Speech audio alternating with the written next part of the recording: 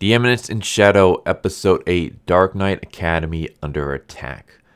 So this is probably my favorite episode so far. It's great. We got good action and just hilarious comedy, especially with Cid.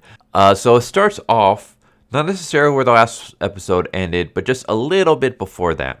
So in the last episode, these terrorist group, calling themselves Shadow Garden, but of course they're not the actual Shadow Garden, attacks the academy. They set up a huge barrier that prevents anyone inside from using magic.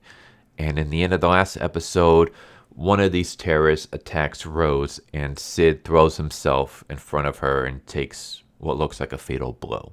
And this episode starts with Cid realizing that his magic's not working, and then he sees that terrorists are attacking. And while everyone is being scared, Cid is super excited because he's like, oh boy, this is like something else I can cross off my bucket list. A school being attacked by terrorists, and I'm the lone person who can protect everybody and save the day. And it's kind of like, you know what? That's not really far off, because how many of us back when we were young had similar thoughts of like our school being attacked and we were able to save the day? Maybe I'm the only one, but I've had thoughts like that before. So yeah, Cid rushes over and he throws himself in front of Rose just as the terrorist slices at her, and he takes the blow. And unnoticed to everybody, he's smiling as this happens. And the reason why is because in a terrorist attack, the first character to be killed off is the personification of what a background character truly is. Like the first one killed is always a no-name character. So that's why he throws himself in front, because he wants to be like the epitome of the mob character. So he takes the attack. Yeah, he's bleeding out. Rose sees this, and Cid says, I'm dead. And then he dies. And Rose has like a flashback to her fight with Cid in the tournament. And then she's like, I realize you were doing all this to protect me because you love me. So yeah, Cid unknowingly gets another waifu. This character, Princess Rose, believes that Cid's doing all this because he's in love with her, when in reality it's just because he wants to fulfill his fantasy of being the ultimate background character. And so of course the terrorists end up rounding up all the students, and they take them into the assembly room. So Cid's by himself, and we have an actual pretty cool moment where Cid is still quote unquote dead, but he raises his arm and he starts pounding on his chest as like kind of magic comes out. And eventually he's able to kickstart his heart, and he's alive again. And we discover that what he did was, before he took the blow, he put a little bit of magic into his body to keep the blood, the flow of his blood connected to his brain. So basically his brain will still be alive even when his heart stops beating, because there's still a steady flow of blood going. And he realizes that even though there's magic in this, the barriers preventing magic from being used, as long as if he's using a very tiny like bit of magic, like if he can narrow it down to tiny threads, it still works. So yeah, he also reveals that if he had screwed up one little thing in this event, he would have died. So that's how far he's willing to go to live out his chuny dreams. And then he's like, all right, well, everyone has been taken to the assembly. I'm the only one left that's unnoticed to the terrorists. And so now I can go out and live more of my my next phase, which is taking out all of these terrorist groups one by one without them realizing. And then, of course, we cut to Sherry. Sherry's still studying the artifact, and that's when she gets attacked by Rex, who I mentioned in the last episode, the game of betrayal, Rex. He's going to attack Sherry and take the artifact when Glenn and Marco show up to protect her. And Sherry uses this chance to run away. And then we cut to a badass moment of Cid standing on the rooftop, watching everything below.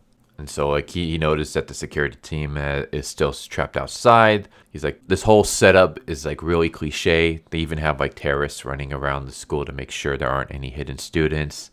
This is such a beautiful sight to behold. because like, I'm the Eminence Shadow. I'm looking meaningfully down on the proceedings from the roof. This is like magnificent. Another thing I can cross off my bucket list. The problem is that they're following the script exactly. He starts talking about how the terrorists are dressing up all in black.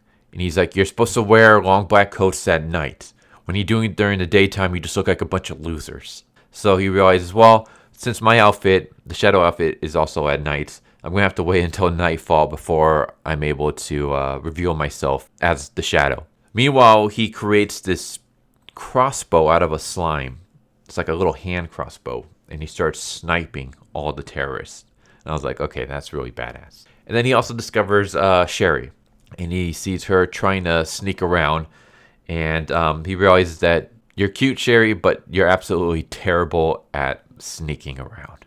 Like, you're completely obvious. So he starts sniping the terrorists that are in Sherry's way. And Sherry doesn't really notice that he's sniping them. She thinks that they're just like disappearing, like they're going to another room or whatever. And so she continues sneaking past them. As she's trying to sneak away, we get more of these terrorists sneaking up on her. And Cid just starts using his slime to grab them and kill them without her noticing. He even does another thing to cross off his bucket list where he jumps off a building dramatically. And he's so excited about doing this. But yeah, a bunch of terrorists start spotting Sherry. And he keeps killing all of them behind her back. And every time she turns around, the person's gone. Like the terrorist that was sneaking up on her is gone because Cid took him out. And she's like, oh, it must be my imagination. And this happens multiple times where she's just trying to sneak around, being absolutely terrible and noticeable. And Cid's just taking them out quietly. And every time she turns around, she's like, oh, just my imagination. The funny thing is we actually have a moment where she says this. Meanwhile, you can see the terrorist's legs dangling from the ceiling. So it's like, how do you not notice this? We also have another funny moment where she's like crawling on her hands and knees. And of course, we got to have the fan service shot of the camera just behind her butt. Of course, one of the terrorists noticed, but Cid takes them out again. She's walking up the steps. She slips. She falls backwards when Cid catches her and the artifact. And he asks her if she's all right. And he gives her the artifact. And he basically tells her how terrible she is at sneaking. You're talking out loud. Let's stop trying to figure things out while we're trying to hide. Pay attention where you're walking. And you're wearing noisy flip-flops. Like, you're absolutely terrible at sneaking. But he's able to eventually get her to where she needs to be. She's in her father's office, I believe. And she's like looking for books. She finds the artifact that's causing the barrier. It's the Eye of Avarice. Is the artifact that's blocking the magic. And the Eye of Avarice is a part of the artifact that she is studying. Basically, what happens is that any magic that's within the vicinity gets sucked up into the Eye of Avarice. And the only way to use magic is if it's like very, very tiny, like so small that the eye can't acknowledge it, or if it's so powerful that it overcomes the eye. And of course, Cid is powerful enough to overcome it. In fact, there's actually a funny line that I believe it's only in the anime. I don't recall it being in the manga, where he says something like, they set up an anti-magic barrier. It'd be rude of me to completely ignore it. So he can completely ignore it if he wants, but he just doesn't because he wants to kind of follow the script a little bit. But yeah, Sherry basically says that the plan is to get all of the students in one area. That way the eye can suck up all of the magic. And then once it sucks up too much and it like the stored magic exceeds the capacity that the eye is able to hold, it would explode, blowing up the academy. So this is the plan. So that's why they took all the students into one area. But this artifact that Sherry has been studying is able to block out the eye. Originally, the eye is supposed to like go into this artifact, so it can control the Eye of Avarice. So what Sherry wants to do is she needs to set it up so that she can activate it. She's going to go into the underground tunnels that are under the school until she's underneath the assembly room where all the students are being kept, and then she's going to somehow try to find the eye and put it into the artifact so that the barrier will be shut down, and Iris and all the other soldiers outside will be able to come in and save the day. So Cid's like, okay, like that's a way better plan than I was coming up with. But she says, I need to gather some materials that I left in my office. So Cid's like, all right, I'll go take care of it. So then we cut to the assembly where the leader of this terrorist group is talking to Rex, and he's upset with Rex because Rex, his whole purpose was to get the artifact that Sherry was working on. And he's like, you're ruining our plans. Go get it. If you don't, I'll kill you. So Rex goes to get the artifact, and he has 4 terrorist bodyguards with him. And Cid takes them out very, very easily, and eventually reveals himself to Rex. And we get a fight scene. Super one-sided. Cid just completely mops the floor with Rex. There's even a moment where Rex sets up like this magical net barrier, and he's like, you may be fast, but you won't be able to get through my net without me noticing. Meanwhile, Cid's already inside the net, standing right behind him. And so Cid hits him, sends him flying into this room, and we get this like badass moment where we see all the terrorists that Cid has killed previously. They're all seated at the desks in this classroom.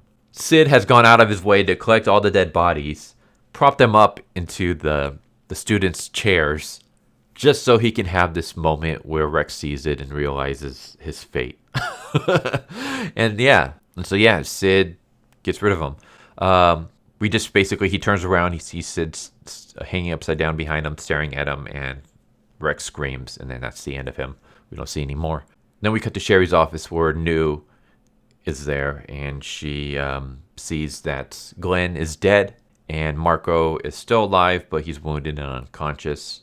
And Cid shows up and starts going through Sherry's cabinets looking for the items. And as he's doing that, New is going over the fact that Shadow Garden is here.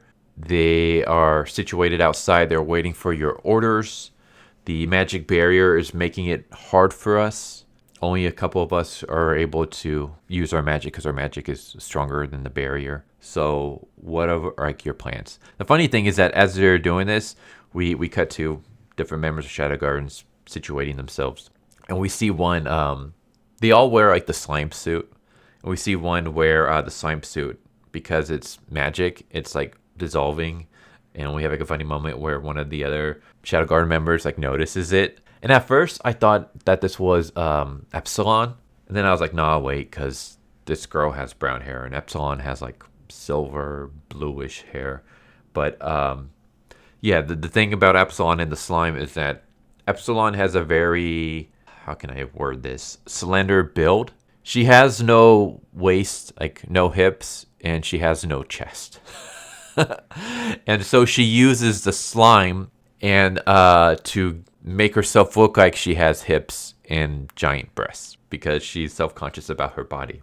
So while everyone's like using the slime as like, you know, protective barrier and armor and stuff like that, she uses it for that reason, but also so that she can look a lot more curvy than she really is, which is just, I don't know, I it's freaking hilarious and adorable. So yeah, I was like, oh, this has got to be Epsilon, right? Because she's using the slime. It's like, no, wait, it's not. Hair color doesn't match. But yeah, Cid's like, yeah, Gamma's in here, but Gamma has 0 combat sense. And we see Gamma, and she's walking, and she trips and falls on her face. One of the other Shadow Guard members is like patting her butt to make sure she's okay. But yeah, they're like, she predicts that the magic barrier won't be able to hold off for long. There have been no movements from the cults. Now that they've seen off their opponent's magic, they believe that they have the advantage. The knights are the only ones who can probably do anything, but they're outside with the reinforcements, and they're having objections about what to do, how to take care of this. So they're not making their moves. And that's when Cid reveals the whole plan that Sherry just told him, where Cid reveals about the artifacts, and that they can just find the Eye of Avarice and bind it, and then it'll drop down the magic barrier, and we just need these ingredients. And of course, New believes that Cid came up with this and discovered all this on his own, when in fact he's just repeating what Sherry told him. So of course, we have another moment where New thinks that Cid is like this super intelligent person, when it's like, nah, he's just repeating what Sherry's plan. And then we also get to find a little bit more about New, about the fact that Marco is actually was betrothed to Nu back in her previous life. By previous life, I mean before she became a member of Shadow Garden. She was engaged to Marco against her wishes, it seems like. And she even asked, like, what should we do with Marco? Like, should I kill him? And he's like, nah, that's fine. You can stay alive. And she's like, you're lucky, Marco. You get to survive for, this time. Which kind of is like, one, does she hate Marco? Two, it also kind of shows the fact that Shadow Garden is willing to kill anyone who might be onto them. Because the reason why she's suggesting killing Marco is because of the fact that Marco, even though he's unconscious, maybe he might subconsciously hear them discussing their plans. Maybe, he might discover that Cid's shadow. And so, yeah, if anyone discovers anything about their group, they just take them out. So it kind of shows that Shadow Garden isn't necessarily super good. Like, there's a grayness to them. But yeah, Cid gathers the items and he goes to meet up with Sherry, and that's kind of how it ends. So yeah, we got a lot of comedy. A lot of just Cid enjoying the fact that his school is being taken over by a bunch of terrorists. And Cid trying to be a mob character, but he tries so much that he ends up doing main character stuff. Like in the beginning, where he's thinking, okay, the mob character is the first one to die. So he throws himself in front of the princess. But instead, he actually pulls a main character move where a main character would sacrifice himself for a named character, getting that named character to fall in love with them. So yeah, now Cid has another princess in love with him because he wants to cross things off his bucket list. And yeah, we had cool action with Cid just sniping out the terrorist groups one by one and taking them out with his slime. And the fight with Rex where he just easily beats the crap out of him. And it's great. Like, there's just something hilarious about everyone being absolutely terrified, and Cid's over here like a kid in a candy store, just so giddy up about the fact that terrorists have taken over his school. But yeah, there you go. Eminence in Shadow, episode number 8. Great episode. My favorite episode so far. Anyways, hope you enjoyed the video. Hope to see you next time. Take care. Later.